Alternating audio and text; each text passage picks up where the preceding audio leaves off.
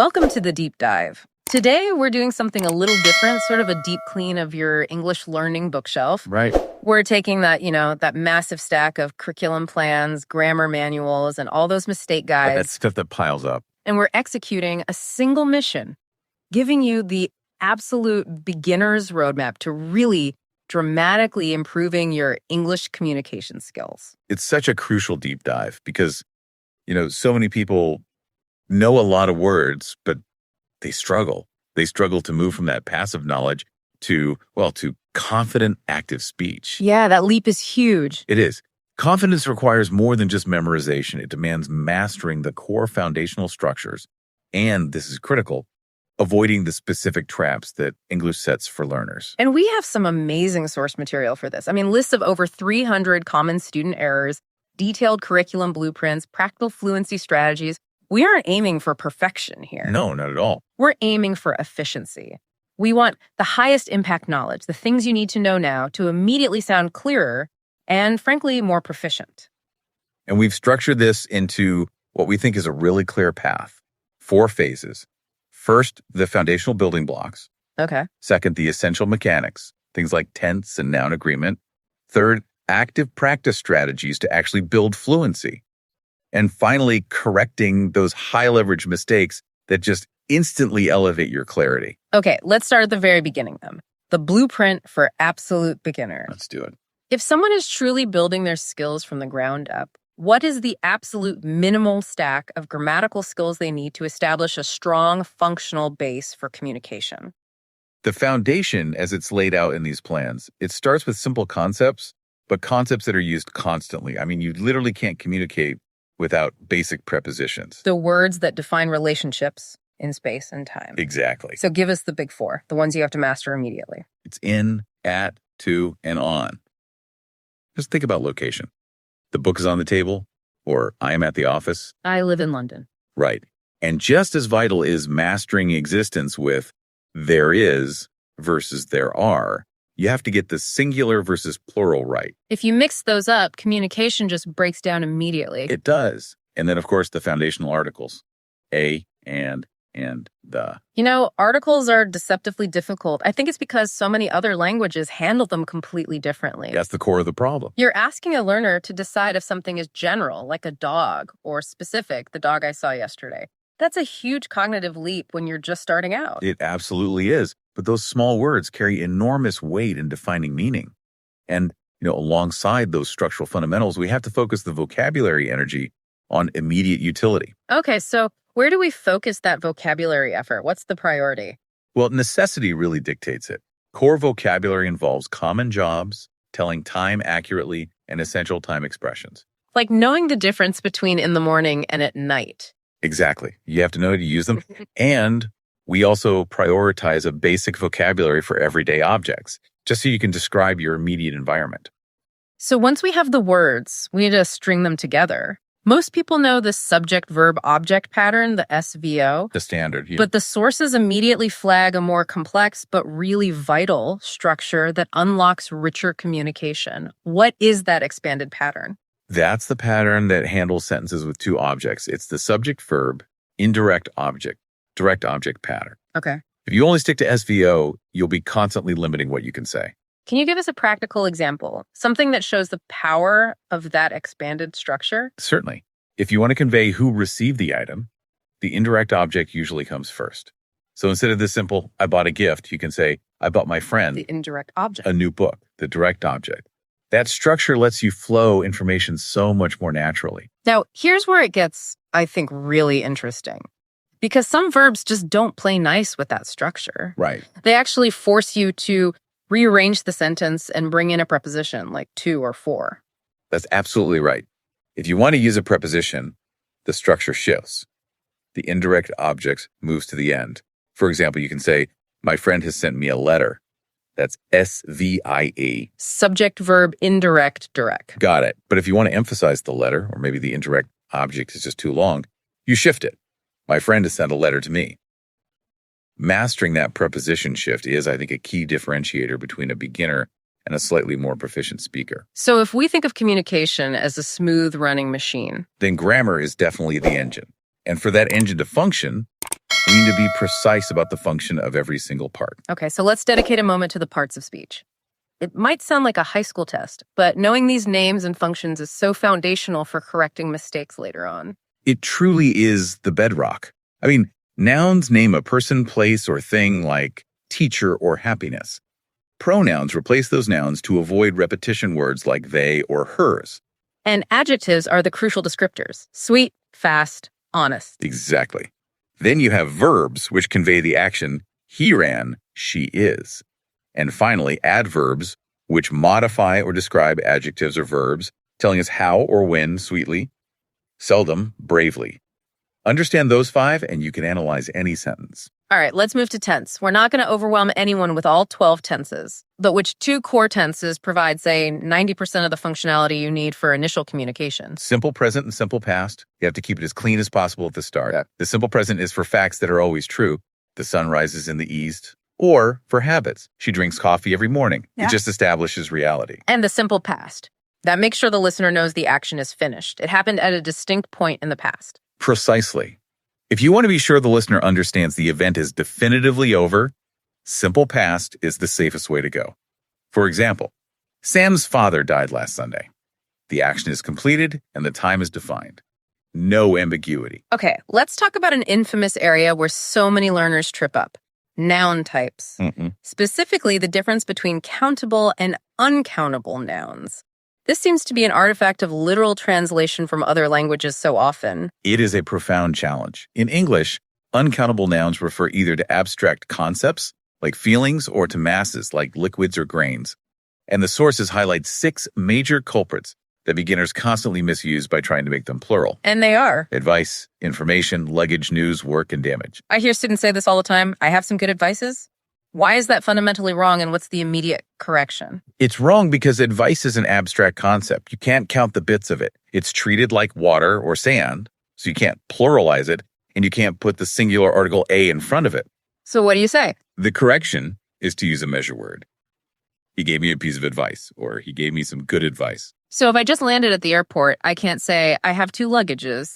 No, because luggage is a collective noun. It's treated as a mass. You have to say, I have 2 pieces of luggage, or even better, I have 2 suitcases. Mastering that distinction is one of the fastest ways to sound dramatically more fluent. And just to cover our bases, we should acknowledge irregular plurals that don't take an S, the classic child, children, or mouse, mice. Right. But the source also points out some common animals where the singular and plural forms are identical, which can be tricky. Yes, remember deer, sheep, and salmon. Whether you see one or you see many, the word stays the same. These small grammatical details, they can seem tedious to learn at first, but they pay huge dividends in how polished you sound. So we've tuned the engine, the grammar, we've got the essential vocabulary. But knowledge doesn't automatically translate into fluent speech. We need fuel. That's the next step. How do we convert these rules into confident, active communication? Let's look at some practical strategies for boosting listening and speaking. The key word here is intentionality. For vocabulary building, the sources stress avoiding random lists and instead focusing on specific, personalized topics. So if your hobby is photography, learn the vocabulary related to cameras and darkrooms. If you're preparing for a job in finance, focus your word learning there. Make it relevant to you. And there is a fun, very simple technique mentioned called word awareness. Yes, this is often used in language classes, but you can do it at home. It's just using small index cards or labels placed on familiar objects, the door handle, the refrigerator, the remote control. So you see it all the time. The constant visual reminder helps your brain map the concept to the English word every single time you encounter the object. It's passive, but it works.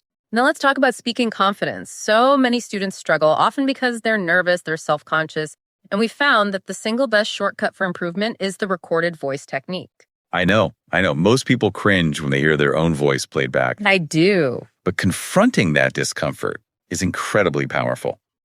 When you speak, your brain naturally filters your own voice. It focuses on the meaning, not the mechanics. But a recording reveals 2 crucial things you often miss. Which are? Pacing like, speaking too quickly when you're nervous, and also filtering out key sounds, like shifts in intonation. It provides objective, immediate feedback. Exactly. But the biggest piece of advice here is always set a clear intention before you record. Don't just read passively. What do you mean by intention? Tell yourself, okay, I am going to focus on using the simple past correctly in this recording, or I am going to make sure I pause naturally at commas. That deliberate focus maximizes the practice time. And finally, let's address listening. It's often called the Cinderella skill. So neglected. But it's crucial for successful communication. So how do beginners truly improve their comprehension? Well, you can't just turn on a movie and expect magic. Effective listening for beginners involves layering preparation and support.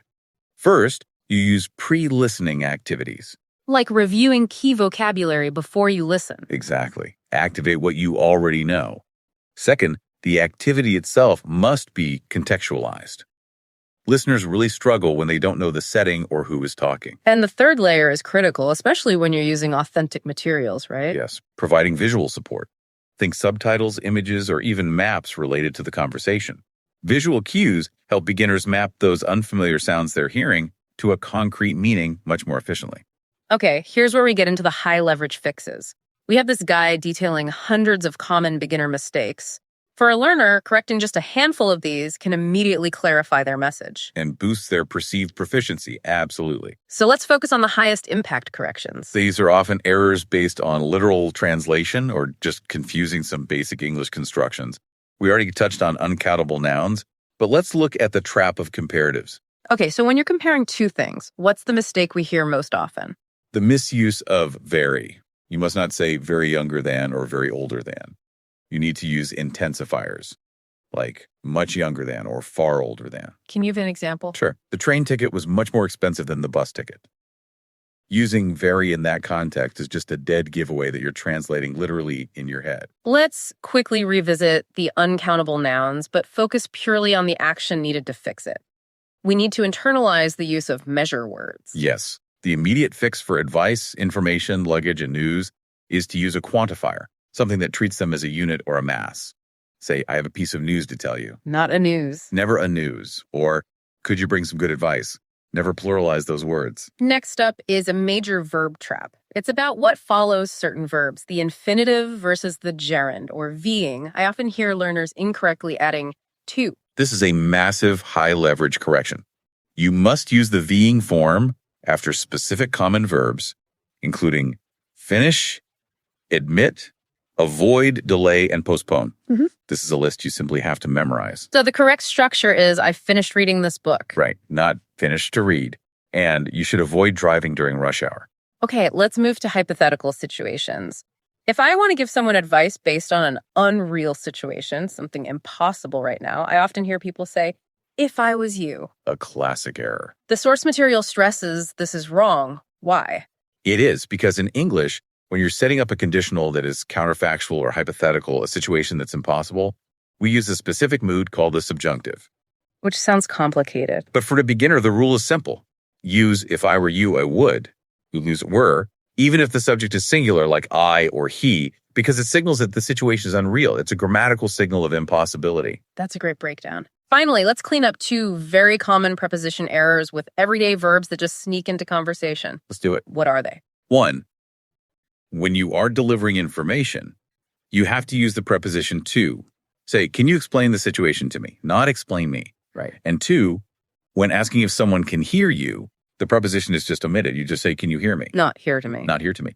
Eliminating those two subtle errors instantly increases the professionalism of your communication. So what does this all mean?